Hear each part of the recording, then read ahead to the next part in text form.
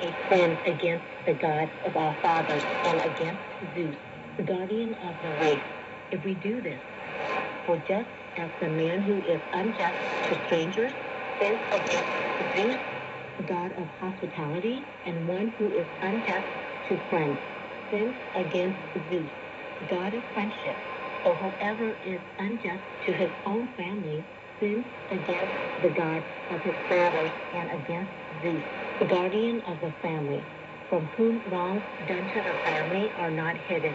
And surely one who sins against the God is impious.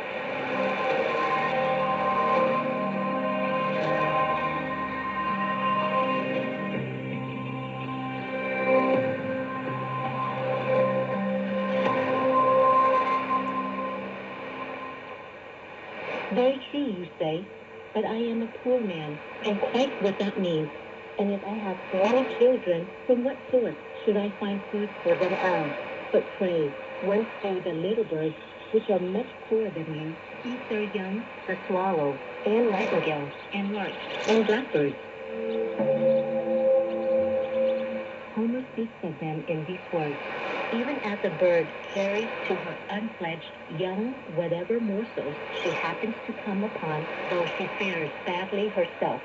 Do these creatures surpass man in intelligence? You certainly would not say that. In strength and endurance, then? No, still less in that respect. But what seems to me most monstrous of all, some who do not even have poverty as an excuse, and in spite of prosperity and even riches are so inhuman as not to rear later born offspring in order that those earlier born may inherit greater wealth. By such a deed of wickedness planning prosperity for their surviving children, that these may have a greater share of their father's goods, their parents rob them of brothers, never having learned how much better it is to have many brothers than to have many possessions. For my part, I consider the man most enviable who lives amid a number of like-minded brothers. And I consider most beloved of the gods the man who has these blessings at home.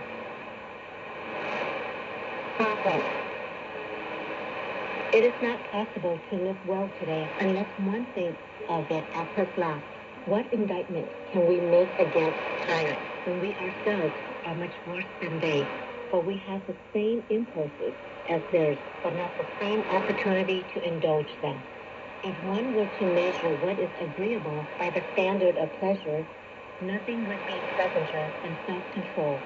And if one were to measure what is to be avoided by pain, nothing would be more painful than lack of self-control. Mussolini said that there was no more shameful inconsistency than to recall the weakness of the body under stress of pain, but to forget it in the enjoyment of pleasure. One begins to lose his hesitation to do unseemly things when one loses his hesitation to speak of them. And if you choose to hold fast to what is right, do not be irked by difficult circumstances, but reflect on how many things have already happened to you in life in ways that you did not wish, and yet they have turned out for the best. Choose to die well while it is possible, lest shortly it may become necessary for you to die, but it will no longer be possible to die well. You will earn the respect of all men if you begin by earning the respect of yourself. Those men do not live long who have become accustomed to say to the subject in defense of whatever they do not, "It is my duty, but it is my will." Do not expect to enjoin right doing upon men who are conscious of your own wrongdoing. Towards subjects, one should strive to be regarded with awe rather than with fear. Reverence attends to one, bitterness the other.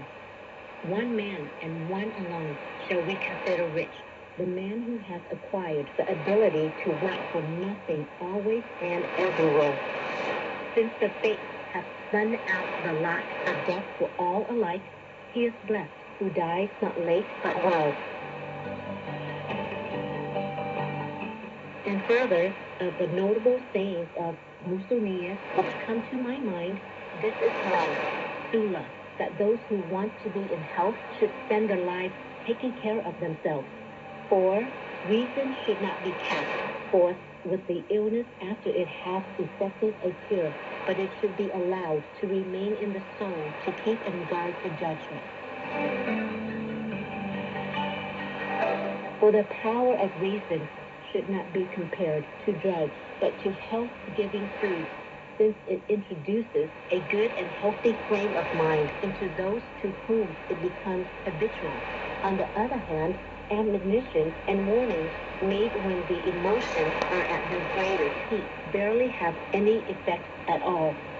They are not unlike those scents which revive people who have fallen in a fit but do not cure the disease.